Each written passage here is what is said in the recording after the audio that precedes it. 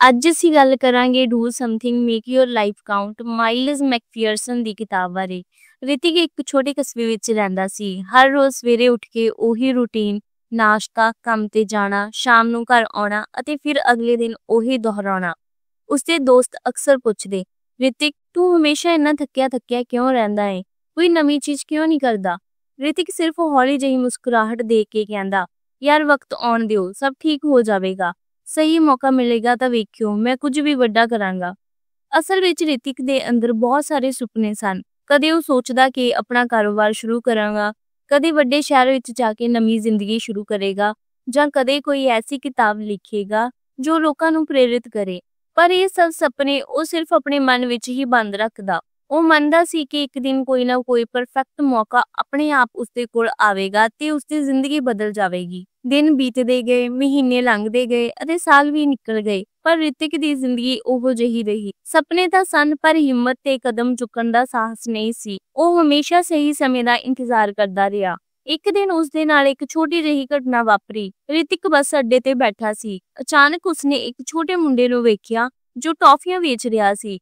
ਉਸਦੇ ਕੱਪੜੇ ਪੁਰਾਣੇ ਸਨ, ਹੱਥਾਂ ਤੇ ਮਿੱਟੀ ਲੱਗੀ ਹੋਈ ਸੀ, ਪਰ ਚਿਹਰੇ ਤੇ ਇੱਕ ਅਲੱਗ ਹੀ ਚਮਕ ਸੀ। ਉਹ ਹਰ ਆਉਂਦੇ ਜਾਂਦੇ ਨੂੰ ਟੌਫੀ ਆਫਰ ਕਰ ਰਿਹਾ ਸੀ। ਕੁਝ ਲੋਕ ਉਸ ਨੂੰ ਨਜ਼ਰ ਅੰਦਾਜ਼ ਕਰਕੇ ਅੱਗੇ ਵਧ ਗਏ, ਪਰ ਕੁਝ ਨੇ ਖਰੀਦ ਲਈਆਂ। ਰਿਤਿਕ ਉਸ ਮੁੰਡੇ ਨੂੰ ਕਾਫੀ ਦੇਰ ਤੱਕ ਤੱਕਦਾ ਰਿਹਾ। ਉਸਨੂੰ ਹੈਰਾਨੀ ਹੋਈ ਕਿ ਇੰਨਾ ਛੋਟਾ ਬੱਚਾ, ਜਿਸ ਦੇ ਕੋਲ ਨਾ ਕੋਈ ਦੁਕਾਨ ਹੈ, ਨਾ ਹੀ ਕੋਈ ਵੱਡਾ ਸਹਾਰਾ, ਫਿਰ ਵੀ ਬਿਨਾਂ ਰੁਕੇ ਕੋਸ਼ਿਸ਼ ਕਰ ਰਿਹਾ ਹੈ। ਰਿਤਿਕ ਨੇ ਉਸ ਮੁੰਡੇ ਨੂੰ ਪੁੱਛਿਆ, ਬੇਟਾ ਤੂੰ ਪੜ੍ਹਾਈ ਕਿਉਂ ਨਹੀਂ ਕਰਦਾ? ਇਹ ਸਭ ਕੰਮ ਕਿਉਂ ਕਰਦਾ ਹੈ?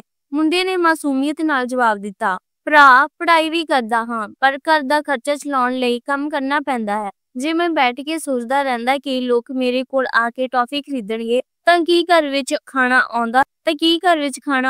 ਇਸ ਕਰਕੇ ਮੈਂ ਖੁਦ ਲੋਕਾਂ ਤੱਕ ਜਾਂਦਾ ਹਾਂ। ਇਹ ਸੁਣ ਕੇ ਰਿਤਿਕ ਚੁੱਪ ਹੋ ਗਿਆ। ਉਸਦੇ ਦਿਮਾਗ ਵਿੱਚ ਜਿਵੇਂ ਘੰਟੀ ਵੱਜ ਪਈ। ਉਸਨੇ ਸੋਚਿਆ, ਮੈਂ ਤਾਂ ਸਾਲਾਂ ਤੋਂ ਇਹੀ ਸੋਚ ਰਿਹਾ ਹਾਂ ਕਿ ਲੋਕ ਮੈਨੂੰ ਮੌਕਾ ਦੇਣਗੇ, ਮੈਨੂੰ ਬੁਲਾਉਣਗੇ, ਮੇਰੇ ਕੋਲ ਸਫਲਤਾ ਆਪਣੇ ਆਪ ਆਵੇਗੀ। ਪਰ ਇਹ ਛੋਟਾ ਬੱਚਾ ਵੀ ਸਮਝਦਾ ਹੈ ਕਿ ਮੌਕੇ ਦਾ ਇੰਤਜ਼ਾਰ ਨਹੀਂ ਕਰਨਾ ਚਾਹੀਦਾ, ਸਗੋਂ ਆਪਣੇ ਆਪ ਮੌਕੇ ਬਣਾਉਣੇ ਚਾਹੀਦੇ ਹਨ। ਉਸ ਦਿਨ ਤੋਂ ਬਾਅਦ ਰਿਤਿਕ ਨੇ ਆਪਣੀ ਜ਼ਿੰਦਗੀ ਨੂੰ ਇੱਕ ਅਜਿਹੇ ਨਵੇਂ ਨਜ਼ਰੀਏ ਨਾਲ ਦੇਖਣਾ ਸ਼ੁਰੂ ਕੀਤਾ। ਉਸਨੂੰ ਅਹਿਸਾਸ ਹੋਇਆ ਕਿ ਉਸਦਾ ਡਰ ਹੀ ਉਸਨੂੰ ਪਿੱਛੇ ਰੋਕ ਰਿਹਾ ਹੈ। ਉਹ ਹਮੇਸ਼ਾ ਸੋਚਦਾ ਕਿ ਮੈਂ ਕੋਸ਼ਿਸ਼ ਕੀਤੀ ਅਤੇ ਅਸਫਲ ਹੋ ਗਿਆ ਤਾਂ ਲੋਕ ਹੱਸਣਗੇ, ਪਰ ਹੁਣ ਉਸਨੂੰ ਸਮਝ ਆਈ ਕਿ ਅਸਫਲਤਾ ਨਾਲੋਂ ਵੀ ਵੱਡਾ ਖਤਰਾ ਹੈ ਕੁਝ ਵੀ ਨਾ ਕਰਨਾ। ਅਗਲੇ ਹਫਤੇ ਹੀ ਰਿਤਿਕ ਨੇ ਆਪਣੇ ਸੁਪਨਿਆਂ ਵੱਲ ਪਹਿਲਾ ਕਦਮ ਚੁੱਕਿਆ। ਉਸਨੇ ਛੋਟੇ ਪੱਧਰ ਤੇ ਇੱਕ ਆਨਲਾਈਨ ਬਿਜ਼ਨਸ ਸ਼ੁਰੂ ਕੀਤਾ। ਸ਼ੁਰੂ ਵਿੱਚ ਬਹੁਤ ਮੁਸ਼ਕਿਲਾਂ ਆਈਆਂ, ਕਈ ਵਾਰ ਆਰਡਰ ਕੈਂਸਲ ਹੋ ਗਏ, ਕਈ ਵਾਰ ਘਾਟਾ ਹੋਇਆ, ਪਰ ਇਸ ਵਾਰੀ ਉਸਨੇ ਠਾਣ ਲਿਆ ਸੀ ਕਿ ਹੁਣ ਰੁਕਣਾ ਨਹੀਂ। ਉਸਨੂੰ ਪਤਾ ਸੀ ਕਿ ਚੱਲਣਾ ਸ਼ੁਰੂ ਕੀਤੇ ਬਿਨਾਂ ਮੰਜ਼ਿਲ ਤੱਕ ਪਹੁੰਚਣਾ ਅਸੰਭਵ ਹੈ। ਹੌਲੀ-ਹੌਲੀ ਉਸਦਾ ਕੰਮ ਵਧਣ ਲੱਗਿਆ। ਜਿਹੜੇ ਲੋਕ ਪਹਿਲਾਂ ਕਹਿੰਦੇ ਸਨ ਕਿ ਇਹ ਤੇਰੇ ਬਸ ਦੀ ਗੱਲ ਨਹੀਂ,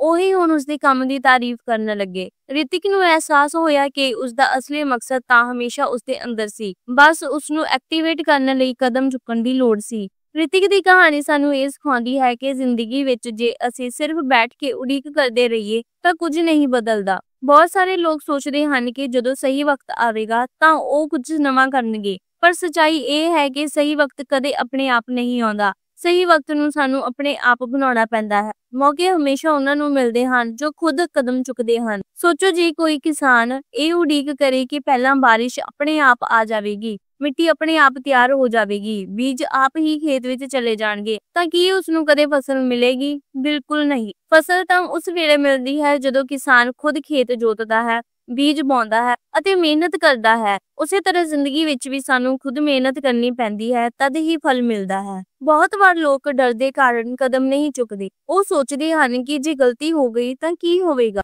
ਪਰ ਅਸਲ ਸਵਾਲ ਇਹ ਹੈ ਕਿ ਜੇ ਤੁਸੀਂ ਕੋਸ਼ਿਸ਼ ਹੀ ਨਹੀਂ ਕੀਤੀ ਤਾਂ ਕੀ ਹੋਵੇਗਾ। ਘੱਟ ਤੋਂ ਘੱਟ ਕੋਸ਼ਿਸ਼ ਕਰਕੇ ਅਸੀਂ ਸਿੱਖਦੇ ਤਾਂ ਹਾਂ, ਤਜਰਬਾ ਮਿਲਦਾ ਹੈ ਅਤੇ ਹੌਲੀ-ਹੌਲੀ ਬਿਹਤਰ ਬਣਦੇ ਹਾਂ। ਰਿਤਿਕ ਦੀ ਜ਼ਿੰਦਗੀ ਪਹਿਲਾਂ ਰੁਕੀ ਹੋਈ ਸੀ ਕਿਉਂਕਿ ਉਹ ਹਮੇਸ਼ਾ ਹੋਰਾਂ ਤੋਂ ਉਮੀਦ ਕਰਦਾ ਸੀ ਕੋਈ ਉਸਨੂੰ ਪੁਸ਼ ਕਰੇਗਾ, ਪਰ ਅਸਲੀ ਬਦਲਾਅ ਉਸ ਵੇਲੇ ਆਇਆ ਜਦੋਂ ਉਸਨੇ ਆਪਣੇ ਆਪ ਨੂੰ ਪੁਸ਼ ਕਰਨਾ ਸ਼ੁਰੂ ਕੀਤਾ। ਇਹੀ ਗੱਲ ਹਰ ਇਨਸਾਨ ਤੇ ਲਾਗੂ ਹੁੰਦੀ ਹੈ। ਸਾਨੂੰ ਆਪਣੀ ਜ਼ਿੰਮੇਵਾਰੀ ਖੁਦ ਲੈਣੀ ਪੈਂਦੀ ਹੈ। ਕਈ ਵਾਰ ਅਸੀਂ ਸੋਚਦੇ ਹਾਂ ਕਿ ਸਾਡੇ ਕੋਲ ਸਾਧਨ ਨਹੀਂ, ਪੈਸੇ ਘੱਟ ਹਨ ਜਾਂ ਸਹੀ ਲੋਕ ਸਾਡੇ ਨਾਲ ਨਹੀਂ ਹਨ, ਪਰ ਯਾਦ ਰੱਖੋ, ਸ਼ੁਰੂਆਤ ਕਦੇ ਵੀ ਪਰਫੈਕਟ ਹਾਲਾਤਾਂ ਵਿੱਚ ਨਹੀਂ ਹੁੰਦੀ। ਅੱਜ ਜੇ ਤੁਸੀਂ ਆਪਣੇ ਸੁਪਨੇ ਵੱਲ ਇੱਕ ਛੋਟਾ ਕਦਮ ਵੀ ਚੁੱਕ ਲਓ ਤਾਂ ਕੱਲ ਉਹ ਵੱਡਾ ਬਣ ਸਕਦਾ ਹੈ, ਪਰ ਜੇ ਅੱਜ ਵੀ ਸਿਰਫ ਸੋਚਦੇ ਰਹੋਗੇ ਤਾਂ ਕੱਲ ਵੀ ਉੱਥੇ ਹੀ ਖੜੇ ਰਹੋਗੇ ਜਿੱਥੇ ਅੱਜ ਹੋ। ਰਿਤਿਕ ਦੀ ਕਹਾਣੀ ਦਾ ਮੈਸੇਜ ਬਿਲਕੁਲ ਸਾਫ਼ ਹੈ। ਜ਼ਿੰਦਗੀ ਵਿੱਚ ਮਕਸਦ ਤਦ ਹੀ ਸਾਹਮਣੇ ਆਉਂਦਾ ਹੈ ਜਦੋਂ ਤੁਸੀਂ ਚੱਲਣਾ ਸ਼ੁਰੂ ਕਰਦੇ ਹੋ। ਰਸਤੇ ਵਿੱਚ ਠੋਕਰਾਂ ਵੀ ਲੱਗਣਗੀਆਂ, ਗਿਰਨਾ ਵੀ ਪਵੇਗਾ, ਪਰ ਚਲਦਿਆਂ ਚਲਦਿਆਂ ਹੀ ਤੁਸੀਂ ਆਪਣੀ ਮੰਜ਼ਿਲ ਤੱਕ ਪਹੁੰਚੋਗੇ। ਅਗਲੀ ਵਾਰ ਜਦੋਂ ਤੁਹਾਡੇ ਮਨ ਵਿੱਚ ਇਹ ਖਿਆਲ ਆਵੇ ਕਿ ਸਹੀ ਵਕਤ ਦਾ ਇੰਤਜ਼ਾਰ ਕਰਦੇ ਹਾਂ, ਤਾਂ ਰਿਤਿਕ ਅਤੇ ਉਸ ਛੋਟੇ ਟੌਫੀ ਵੇਚਣ ਵਾਲੇ ਮੁੰਡੇ ਨੂੰ ਯਾਦ ਕਰੋ। ਸੋਚੋ, ਜੇ ਉਹ ਮੁੰਡਾ ਉਡੀਕ ਕਰਦਾ ਕਿ ਲੋਕ ਆਪਣੇ ਆਪ ਆ ਕੇ ਟੌਫੀ ਖਰੀਦਣਗੇ, ਤਾਂ ਕੀ ਉਹ ਆਪਣੀਆਂ ਲੋੜਾਂ ਪੂਰੀਆਂ ਕਰ ਸਕਦਾ ਸੀ? ਬਿਲਕੁਲ ਨਹੀਂ। ਉਸਨੇ ਖੁਦ ਕਦਮ ਚੁੱਕਿਆ ਅਤੇ ਆਪਣੀਆਂ ਲੋੜਾਂ ਪੂਰੀਆਂ ਕੀਤੀਆਂ। ਇਸੇ ਤਰ੍ਹਾਂ ਤੁਹਾਨੂੰ ਵੀ ਆਪਣੀ ਜ਼ਿੰਦਗੀ ਵਿੱਚ ਕਦਮ ਚੁੱਕਣੇ ਪੈਣਗੇ, ਭਾਵੇਂ ਛੋਟਾ ਹੀ ਕਿਉਂ ਨਾ ਹੋਵੇ, ਪਰ ਪਹਿਲਾ ਕਦਮ ਸਭ ਤੋਂ ਜ਼ਰੂਰੀ ਹੈ, ਕਿਉਂਕਿ ਪਹਿਲਾ ਕਦਮ ਹੀ ਰਸਤਾ ਖੋਲਦਾ ਹੈ, ਪਹਿਲਾ ਕਦਮ ਹੀ ਆਤਮ ਵਿਸ਼ਵਾਸ ਦਿੰਦਾ ਹੈ ਤੇ ਪਹਿਲਾ ਕਦਮ ਹੀ ਤੁਹਾਨੂੰ ਆਪਣੇ ਮਕਸਦ ਤੱਕ ਲੈ ਜਾਂਦਾ ਹੈ। ਜ਼ਿੰਦਗੀ ਦਾ ਸਭ ਤੋਂ ਵੱਡਾ ਸੱਚ ਇਹ ਹੈ ਕਿ ਮੌਕੇ ਦੀ ਉਡੀਕ ਨਾ ਕਰੋ, ਮੌਕੇ ਖੁਦ ਬਣਾਓ, ਕਿਉਂਕਿ ਮਕਸਦ ਰਸਤੇ ਵਿੱਚ ਹੀ ਨਜ਼ਰ ਆਉਂਦਾ ਹੈ, ਬੈਠ ਕੇ ਸੋਚਣ ਵਿੱਚ ਨਹੀਂ। ਰਿਤਿਕ ਦੀ ਜ਼ਿੰਦਗੀ ਵਿੱਚ ਹੁਣ ਹੌਲੀ-ਹੌਲੀ ਬਦਲਾਵ ਆਉਣ ਲੱਗੇ ਸਨ। ਉਸਨੇ ਸਮਝ ਲਿਆ ਸੀ ਕਿ ਮੌਕੇ ਦਾ ਇੰਤਜ਼ਾਰ ਕਰਨਾ ਵਿਅਰਥ ਹੈ, ਸਗੋਂ ਮੌਕੇ ਖੁਦ ਬਣਾਉਣੇ ਪੈਂਦੇ ਹਨ। ਪਰ ਹੁਣ ਵੀ ਉਸਦੇ ਸਾਹਮਣੇ ਇੱਕ ਹੋਰ ਵੱਡੀ ਚੁਣੌਤੀ ਖੜੀ ਸੀ, ਡਰ। ਹਾਂ, ਉਹੀ ਡਰ ਜੋ ਹਰ ਵਾਰ ਉਸਨੂੰ ਰੋਕ ਦਿੰਦਾ ਸੀ ਜਦੋਂ ਵੀ ਉਸਨੂੰ ਕੋਈ ਨਵਾਂ ਕਦਮ ਚੁੱਕਣਾ ਹੁੰਦਾ ਸੀ। ਜਦੋਂ ਉਸਨੇ ਛੋਟਾ ਬਿਜ਼ਨਸ ਸ਼ੁਰੂ ਕੀਤਾ, ਤਦ ਤੱਕ ਸਭ ਠੀਕ ਸੀ,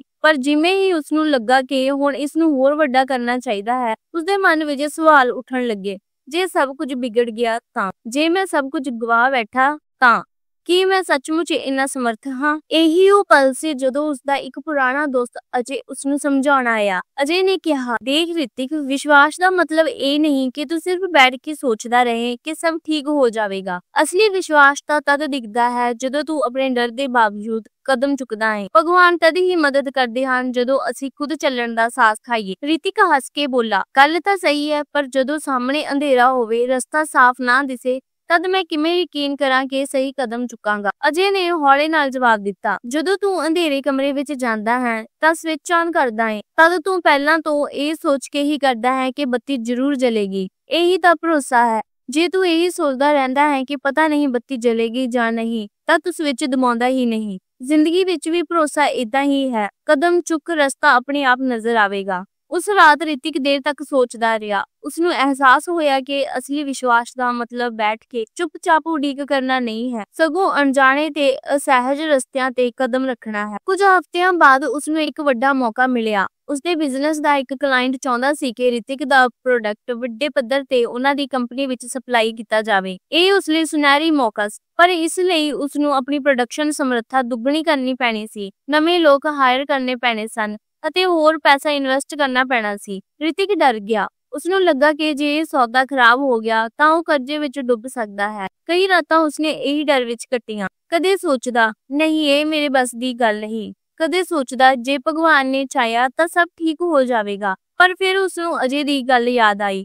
ਵਿਸ਼ਵਾਸ ਦਾ ਮਤਲਬ ਹੈ ਕਦਮ ਚੁੱਕਣਾ, ਨਾ ਕਿ ਸਿਰਫ ਬੈਠੇ ਰਹਿਣਾ। ਰਿਤਿਕ ਨੇ ਹਿੰਮਤ ਜੋੜੀ ਅਤੇ ਫੈਸਲਾ ਕੀਤਾ ਕਿ ਉਹ ਇਹ ਰਿਸਕ ਲਏਗਾ। ਉਸਨੇ ਬੈਂਕ ਤੋਂ ਲੋਨ ਲਿਆ, ਨਵੇਂ ਵਰਕਰ ਹਾਇਰ ਕੀਤੇ ਅਤੇ ਵੱਡੀ ਮਿਹਨਤ ਨਾਲ ਪ੍ਰੋਡਕਸ਼ਨ ਵਧਾਇਆ। ਸ਼ੁਰੂ ਵਿੱਚ ਕਾਫੀ ਮੁਸ਼ਕਲਾਂ ਆਈਆਂ, ਮਸ਼ੀਨਾਂ ਵਾਰ-ਵਾਰ ਖਰਾਬ ਹੋ ਜਾਂਦੀਆਂ, ਵਰਕਰ ਅਨੁਭਵੀ ਨਹੀਂ ਸਨ, ਡੈਡਲਾਈਨ ਨੇੜੇ ਆ ਰਹੀ ਸੀ। ਰਿਤਿਕ ਕਈ ਵਾਰ ਟੁੱਟਣ ਦੀ ਕਗਾਰ ਤੇ ਆ ਗਿਆ। ਇੱਕ ਰਾਤ ਤਾਂ ਸਭ ਕੁਝ ਗੜਬੜ ਹੋ ਗਿਆ, ਮਸ਼ੀਨ ਬੰਦ ਹੋ ਗਈ, ਸਾਰਾ ਕੰਮ ਰੁਕ ਗਿਆ। ਰਿਤਿਕ ਅਕੇਲਾ ਫੈਕਟਰੀ ਵਿੱਚ ਬੈਠਾ ਸੀ। ਉਸਦੇ ਮਨ ਵਿੱਚ ਹਜ਼ਾਰਾਂ ਸਵਾਲ ਸਨ। ਕੀ ਮੈਂ ਗਲਤੀ ਕੀਤੀ? ਕੀ ਮੈਨੂੰ ਇਹ ਕਦਮ ਨਹੀਂ ਚੁੱਕਣਾ ਚਾਹੀਦਾ ਸੀ? ਕੀ ਮੈਂ ਆਪਣਾ ਵਿਸ਼ਵਾਸ ਗਲਤ ਦਿਸ਼ਾ ਵਿੱਚ ਲਾਇਆ? ਉਸ ਵੇਲੇ ਉਸਨੇ ਹੌਲੀ ਜਿਹੀ ਅਰਦਾਸ ਕੀਤੀ, ਭਗਵਾਨ, ਮੈਂ ਬਸ ਇੰਨਾ ਜਾਣਦਾ ਹਾਂ ਕਿ ਮੈਂ ਕੋਸ਼ਿਸ਼ ਕੀਤੀ ਹੈ, ਹੁਣ ਮੈਨੂੰ ਅੱਗੇ ਵਧਣ ਦੀ ਤਾਕਤ ਦੇ ਦਿਓ। ਉਸ ਪਲ ਉਸਨੂੰ ਅੰਦਰੋਂ ਇਹੋ ਜਿਹੀ ਆਵਾਜ਼ ਆਈ, ਤੂੰ ਇਕੱਲਾ ਨਹੀਂ, ਤੂੰ ਹੌਸਲਾ ਦਿਖਾਇਆ ਹੈ, ਹੁਣ ਡਟ ਕੇ ਖੜਾ ਰਹੀ। ਅਗਲੀ ਸਵੇਰ ਉਸਨੇ ਫਿਰ ਹਿੰਮਤ ਇਕੱਠੀ ਕੀਤੀ, ਇੰਜੀਨੀਅਰ ਨੂੰ ਬੁਲਾਇਆ, ਮਸ਼ੀਨਾਂ ਦੀਆਂ ਖਰਾਬੀਆਂ ਦੂਰ ਕਰਵਾਈਆਂ ਅਤੇ ਖੁਦ ਵੀ ਮਜ਼ਦੂਰਾਂ ਨਾਲ ਦਿਨ ਰਾਤ ਮਿਹਨਤ ਕੀਤੀ। ਆਖਿਰਕਾਰ ਉਸਨੇ ਸਮੇਂ ਤੇ ਆਰਡਰ ਪੂਰਾ ਕਰ ਦਿੱਤਾ। ਕਲਾਇੰਟ ਇੰਨਾ ਪ੍ਰਭਾਵਿਤ ਹੋਇਆ ਕਿ ਉਸਨੇ ਲੰਮੇ ਸਮੇਂ ਤੱਕ ਰਿਤਿਕ ਦਾ ਕੰਟਰੈਕਟ ਸਾਈਨ ਕਰ ਲਿਆ। ਉਸ ਦਿਨ ਰਿਤਿਕ ਨੇ ਜਾਣ ਲਿਆ ਕਿ ਅਸਲੀ ਵਿਸ਼ਵਾਸ ਦਾ ਮਤਲਬ ਹੈ ਡਰ ਦੇ ਬਾਵਜੂਦ ਕਦਮ ਚੁੱਕਣਾ। ਜੇ ਉਹ ਪਿੱਛੇ ਹਟ ਕੇ ਸੋਚਦਾ ਕਿ ਸ਼ਾਇਦ ਸਹੀ ਸਮਾਂ ਨਹੀਂ ਆਇਆ ਜਾਂ ਭਗਵਾਨ ਆਪ ਹੀ ਸਭ ਕੁਝ ਠੀਕ ਕਰ ਦੇਣਗੇ, ਤਾਂ ਉਹ ਮੌਕਾ ਖੋ ਬੈਠਦਾ। ਉਸਨੇ ਭਰੋਸਾ ਕੀਤਾ ਤੇ ਉਹ ਚੱਲਦਾ ਰਿਹਾ ਅਤੇ ਰਾਹ ਉਸਦੇ ਸਾਹਮਣੇ ਖੁੱਲਦਾ ਗਿਆ। ਰਿਤਿਕ ਦੀ ਕਹਾਣੀ ਸਾਨੂੰ ਇਹ ਸਿਖਾਉਂਦੀ ਹੈ ਕਿ ਵਿਸ਼ਵਾਸ ਕੋਈ ਨਿਸ਼ਕਿਰਿਆ ਚੀਜ਼ ਨਹੀਂ ਹੈ। ਵਿਸ਼ਵਾਸ ਦਾ ਮਤਲਬ ਇਹ ਨਹੀਂ ਕਿ ਬੈਠੇ ਰਹੋ ਅਤੇ ਸੋਚੋ ਕਿ ਸਭ ਚੰਗਾ ਹੋ ਜਾਵੇਗਾ। ਅਸਲੀ ਵਿਸ਼ਵਾਸ ਉਸ ਵੇਲੇ ਦਿਖਦਾ ਹੈ ਜਦੋਂ ਅਸੀਂ ਅਣਜਾਣੇ ਰਸਤੇ ਤੇ ਤੁਰਨਾ ਸ਼ੁਰੂ ਕਰਦੇ ਹਾਂ ਅਤੇ ਯਕੀਨ ਕਰਦੇ ਹਾਂ ਕਿ ਹਰ ਮੋੜ ਤੇ ਰਸਤਾ ਮਿਲੇਗਾ। ਸੋਚੋ, ਜੇ ਕੋਈ ਬੱਚਾ ਸਾਈਕਲ ਚਲਾਉਣਾ ਸਿੱਖਣਾ ਚਾਹੁੰਦਾ ਹੈ ਪਰ ਡਰ ਕਰਕੇ ਕਦੇ ਪੈਡਲ ਹੀ ਨਾ ਮਾਰੇ, ਤਾਂ ਕੀ ਉਹ ਸਿੱਖ ਸਕਦਾ ਹੈ?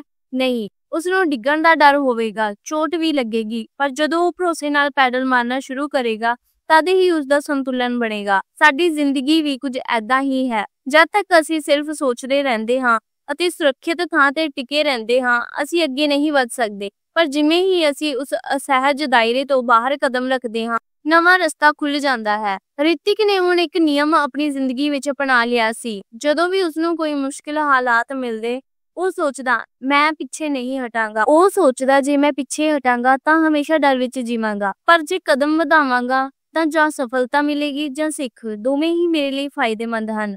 ਹੌਲੀ ਹੌਲੀ ਉਸਦੇ ਦੋਸਤ ਅਤੇ ਪਰਿਵਾਰ ਵਾਲੇ ਵੀ ਉਸਦੀ ਸੋਚ ਨਾਲ ਪ੍ਰਭਾਵਿਤ ਹੋਣ ਲੱਗੇ। ਉਸਦਾ ਛੋਟਾ ਭਰਾ ਉਸਨੂੰ ਪੁੱਛਦਾ, ਵੀਰੇ ਤੈਨੂੰ ਕਦੇ ਡਰ ਨਹੀਂ ਲੱਗਦਾ?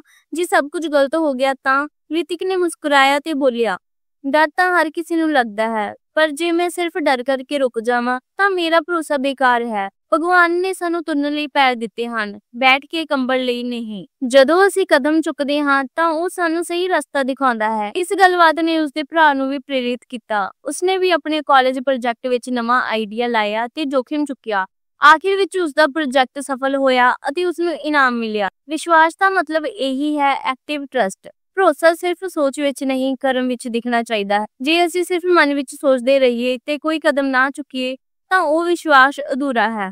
ਅਸਲ ਵਿਸ਼ਵਾਸ ਤਾਂ ਉਹ ਹੈ ਜਦੋਂ ਅਸੀਂ ਹਨੇਰੇ ਵਿੱਚ ਵੀ ਕਦਮ ਰੱਖਦੇ ਹਾਂ ਅਤੇ ਮੰਨਦੇ ਹਾਂ ਕਿ ਕਿਤੇ ਨਾ ਕਿਤੇ ਰੋਸ਼ਨੀ ਜ਼ਰੂਰ ਮਿਲੇਗੀ। ਰਿਤਿਕ ਦੀ ਕਹਾਣੀ ਸਾਨੂੰ ਇਹ ਵੀ ਯਾਦ ਦਿਲਾਉਂਦੀ ਹੈ ਕਿ ਭਗਵਾਨ ਦਾ ਸਹਾਰਾ ਤਦੋਂ ਹੀ ਮਿਲਦਾ ਹੈ ਜਦੋਂ ਅਸੀਂ ਖੁਦ ਮਿਹਨਤ ਕਰਦੇ ਹਾਂ। ਜਿਵੇਂ ਕੋਈ ਤੈਰਨਾ ਸਿੱਖਣਾ ਚਾਹੇ ਤਾਂ ਉਸਨੂੰ ਪਾਣੀ ਵਿੱਚ ਉਤਰਨਾ ਹੀ ਪਵੇਗਾ। ਬਾਹਰ ਖੜ ਕੇ ਸਿਰਫ ਅਰਦਾਸ ਕਰਨ ਨਾਲ ਤੈਰਨਾ ਨਹੀਂ ਆਵੇਗਾ। ਉਸੇ ਤਰ੍ਹਾਂ ਜੇ ਅਸੀਂ ਖੁਦ ਅਸਹਿਜ ਥਾਵਾਂ ਤੇ ਕਦਮ ਰੱਖਾਂਗੇ ਤਾਂ ਭਗਵਾਨ ਸਾਨੂੰ ਸੰਭਾਲ ਲੈਣਗੇ। ਅੱਜ ਰਿਤਿਕ ਦਾ ਬਿਜ਼ਨਸ ਚੰਗਾ ਚੱਲ ਰਿਹਾ ਸੀ, ਪਰ ਇਸ ਤੋਂ ਵੀ ਵੱਧ ਮਹੱਤਵਪੂਰਨ ਗੱਲ ਇਹ ਸੀ ਕਿ ਹੁਣ ਉਸਦੀ ਸੋਚ ਬਦਲ ਗਈ ਸੀ। ਉਹ ਹਰ ਨਵੇਂ ਮੌਕੇ ਨੂੰ ਚੁਣੌਤੀ ਵਾਂਗ ਲੈਂਦਾ ਅਤੇ ਕਹਿੰਦਾ, ਮੈਂ ਭਰੋਸਾ ਕਰਦਾ ਹਾਂ ਕਿ ਜੇ ਮੈਂ ਹਿੰਮਤ ਦਿਖਾਵਾਂਗਾ ਤਾਂ ਰਸਤਾ ਜ਼ਰੂਰ ਮਿਲੇਗਾ। ਉਸਦੇ ਜੀਵਨ ਦਾ ਇਹ ਤਜਰਬਾ ਸਾਨੂੰ ਇਹ ਵੀ ਸਿਖਾਉਂਦਾ ਹੈ ਕਿ ਅਸਲ ਵਿਸ਼ਵਾਸ ਕਦੇ ਵੀ ਨਿਸ਼ਕਿਰਿਆ ਨਹੀਂ ਹੁੰਦਾ, ਇਹ ਹਮੇਸ਼ਾ ਸਰਗਰਮ ਹੁੰਦਾ ਹੈ। ਅਤੇ ਜਦੋਂ ਅਸੀਂ ਕਦਮ ਚੁੱਕਦੇ ਹਾਂ ਤਦੋਂ ਹੀ ਅਸੀਂ ਵੇਖਦੇ ਹਾਂ ਕਿ ਸਾਡੀ ਜ਼ਿੰਦਗੀ ਦਾ ਮਕਸਦ ਕਿਵੇਂ ਸਾਹਮਣੇ ਆਉਂਦਾ ਹੈ। ਜ਼ਿੰਦਗੀ ਦਾ ਸਭ ਤੋਂ ਵੱਡਾ ਸੱਚ ਇਹੀ ਹੈ ਕਿ ਵਿਸ਼ਵਾਸ ਦਾ ਮਤਲਬ ਉਡੀਕ ਕਰਨਾ ਨਹੀਂ,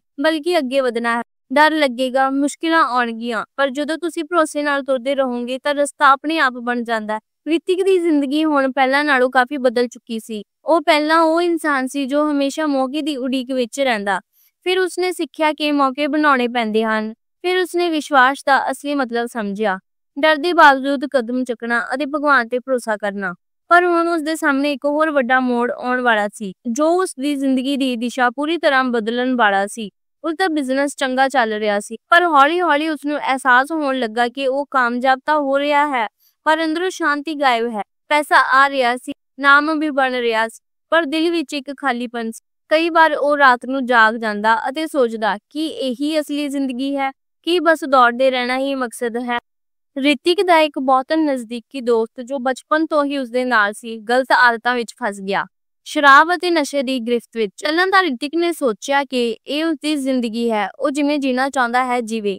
ਪਰ ਹੌਲੀ ਹੌਲੀ ਉਸਨੇ ਵੇਖਿਆ ਕਿ ਉਸਦਾ ਦੋਸਤ ਬਰਬਾਦੀ ਵੱਲ ਜਾ ਰਿਹਾ ਹੈ। ਇੱਕ ਦਿਨ ਉਸਦੇ ਦੋਸਤ ਦੀ ਅਚਾਨਕ ਤਬੀਅਤ ਖਰਾਬ ਹੋ ਗਈ, ਹਸਪਤਾਲ ਜਾਣਾ ਪਿਆ। ਉਸ ਵੇਲੇ ਰਿਤਿਕ ਨੂੰ ਬਹੁਤ ਗਹਿਰਾ ਝਟਕਾ ਲੱਗਾ। ਹਸਪਤਾਲ ਦੇ ਬਾਹਰ ਬੈਠਾ ਰਿਤਿਕ ਸੋਚ ਰਿਹਾ ਸੀ, ਇਹ ਸਭ ਕਿਉਂ ਹੋ ਰਿਹਾ ਹੈ? ਜ਼ਿੰਦਗੀ ਇੰਨੀ ਕੀਮਤੀ ਹੈ, ਫਿਰ ਵੀ ਅਸੀਂ ਇਸ ਨੂੰ ਬਰਬਾਦ ਕਿਉਂ ਕਰ ਦਿੰਦੇ ਹਾਂ? ਉਸ ਦਿਨ ਉਸਨੇ ਪਹਿਲੀ ਵਾਰ ਆਪਣੀ ਜ਼ਿੰਦਗੀ ਤੇ ਵੀ ਗੌਰ ਕੀਤਾ। ਉਸਨੇ ਸੋਚਿਆ, ਸ਼ਾਇਦ ਮੈਂ ਵੀ ਇਸ ਦੌੜ ਭੱਜ ਵਿੱਚ ਕੁਝ ਨਾ ਕੁਝ ਖੋ ਰਿਹਾ ਹਾਂ। ਸ਼ਾਇਦ ਮੈਂ ਵੀ ਸਿਰਫ ਕੰਟਰੋਲ ਵਿੱਚ ਰਹਿਣ ਦੀ ਕੋਸ਼ਿਸ਼ ਕਰ ਰਿਹਾ ਹਾਂ, ਪਰ ਅਸਲੀ ਸਕੂਨ ਤਾਂ ਕਿਤੇ ਹੋ ਰਹੀ ਹੈ। ਕੁਝ ਦਿਨ ਬਾਅਦ ਰਿਤਿਕ ਨੇ ਆਪਣੇ ਦਫ਼ਤਰ ਵਿੱਚ ਇੱਕ ਮੀਟਿੰਗ ਰੱਖੀ। ਸਭ ਨੂੰ ਲੱਗ ਰਿਹਾ ਸੀ ਕਿ ਉਹ ਕੋਈ ਵੱਡਾ ਬਿਜ਼ਨਸ ਪਲਾਨ ਸੁਣਾਉਣ ਵਾਲਾ ਹੈ, ਪਰ ਰਿਤਿਕ ਨੇ ਕਿਹਾ, ਮੈਨੂੰ ਤੁਹਾਡੇ ਨਾਲ ਇੱਕ ਸੱਚ ਸਾਂਝਾ ਕਰਨਾ ਹੈ। ਉਸਨੇ ਕਿਹਾ, ਮੈਂ ਹੁਣ ਤੱਕ ਸੋਚਦਾ ਰਿਹਾ ਹਾਂ ਕਿ ਸਫਲਤਾ ਸਿਰਫ ਪੈਸਾ ਅਤੇ ਨਾਮ ਹੈ, ਪਰ ਹੁਣ ਮੈਂ ਮਹਿਸੂਸ ਕੀਤਾ ਹੈ ਕਿ ਅਸਲੀ ਬਦਲਾਵ ਤਾਂ ਤਦੋਂ ਆਉਂਦਾ ਹੈ ਜਦੋਂ ਇਨਸਾਨ ਖੁਦ ਨੂੰ ਭਗਵਾਨ ਦੇ ਹਵਾਲੇ ਕਰ ਦਿੰਦਾ ਹੈ, ਜਦੋਂ ਉਹ ਇਹ ਮੰਨ ਲੈਂਦਾ ਹੈ ਕਿ ਸਭ ਕੁਝ ਆਪਣੇ ਵੱਸ ਵਿੱਚ ਨਹੀਂ ਹੈ। ਉਸਦੀ ਟੀਮ ਹੈਰਾਨ ਰਹਿ ਗਈ। ਰਿਤਿਕ ਨੇ ਅੱਗੇ,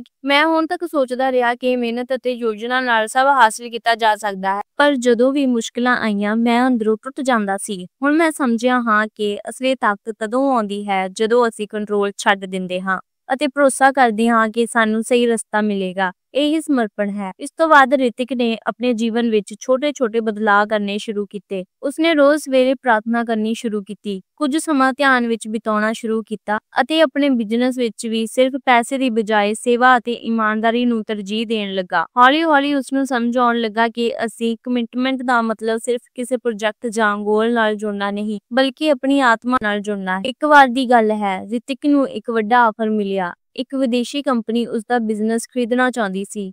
ਰਕਮ ਇੰਨੀ ਵੱਡੀ ਸੀ ਕਿ ਕੋਈ ਹੋਰ ਹੁੰਦਾ ਤਾਂ ਤੁਰੰਤ ਹਾਂ ਕਰ ਦਿੰਦਾ, ਪਰ ਉਸ ਡੀਲ ਵਿੱਚ ਸ਼ਰਤ ਇਹ ਸੀ ਕਿ